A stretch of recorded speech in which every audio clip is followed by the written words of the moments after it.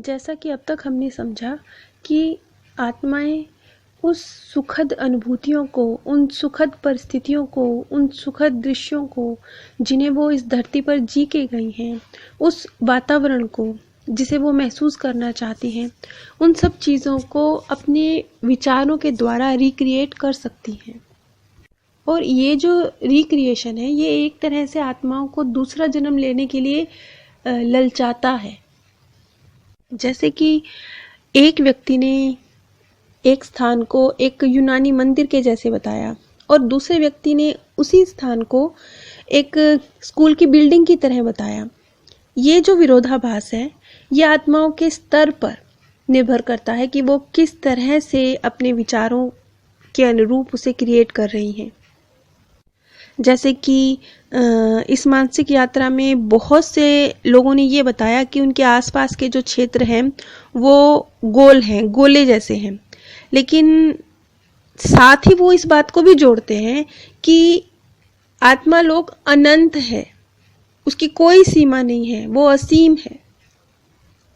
हमें इस बात को समझ लेना चाहिए कि इस अवस्था में जो व्यक्ति का चेतन मन है, वो जो भूलोक पे अनुभव कर चुका है, उसी के अनुरूप उन स्थितियों को बताने की कोशिश करता है। क्योंकि पहले तो जिन भी व्यक्तियों को आत्मा लोक का एक्सपीरियंस हुआ, उनमें से जो भी जब उस सम्मोहन की अवस्था से बाहर निकलते हैं तो सब कुछ भूल चुके होते हैं, उन्हें खुद भी कुछ याद नहीं रहता है। चंद एक ही व्यक्ति ऐसे हुए हैं जिन्हें उस अवस्था से बाहर आने के बाद भी वो सब कुछ याद रहा है। ये व्यक्ति उंगलियों पर गिने जाने लायक हैं। कुछ इस तरह के व्यक्तियों ने जिन्हें इस सम्मोहन की अवस्था से बाहर निकलने के बाद भी ये याद रहा है, उन्होंने ये बात कही है कि उनके पास आत्मा लोक को बयां करने के लिए शब्द नहीं होते। वो नहीं इन दुनियावी शब्दों में उस आत्मा लोक को बयां नहीं कर सकते हैं। जो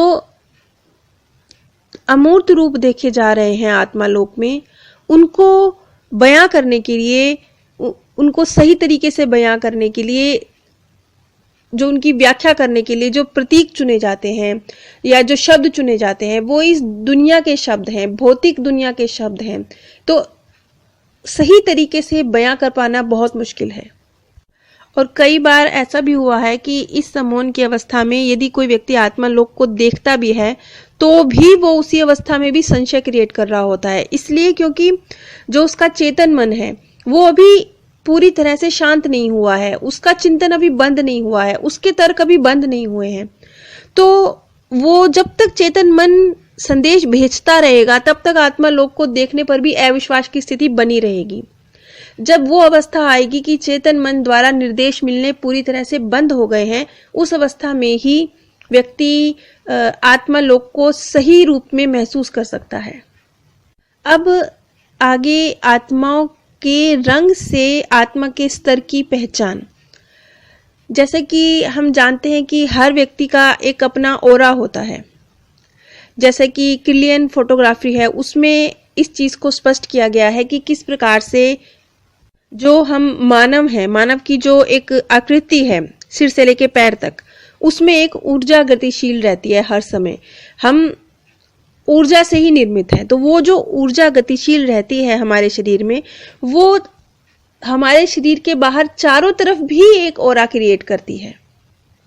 अब क्योंकि आत्मिक ऊर्जा को एक गतिशील और एक जीवंत रूप में वर्णित किया गया है, इसलिए किसी भी आत्मा को हमारे ये जो भौतिक दुनिया है, इस पर बनाए रखने के लिए एक चुंबकीय ऊर्जा की जरूरत होती है।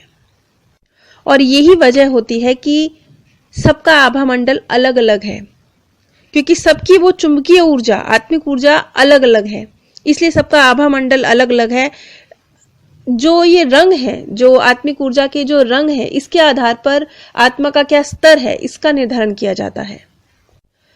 माइकल न्यूटन को भी इस विषय में अधिक जानकारी नहीं थी, तो जब शुरू में व्यक्तियों ने आभाओं के विषय में जानकारी देनी शुरू करी, कलर्स के विषय में जानकारी देनी शुरू करी, तो वो उसको सही तरीके से, उसको एक क्रम नहीं दे पा रहे थे, सही तरीके से प्रश्न नहीं पूछ पा रहे थे।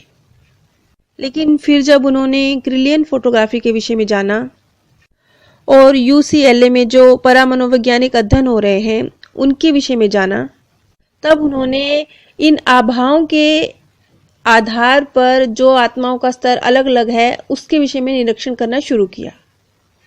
अब अगर मनोवैज्ञानिकों की बात की जाए, वैज्ञानिकों की बात की जाए, तो वो भी ये बात कहते हैं कि जो मानव का एक प्रभा मंडल है, जो मानव का ओरा है, उसका स्वास्थ्य कैसा है, उसके विचार कैसे हैं, उसके अनुरूप परिवर्तित होता है। ये बात तो वैज्ञानिक तौर पर स्पष्ट है।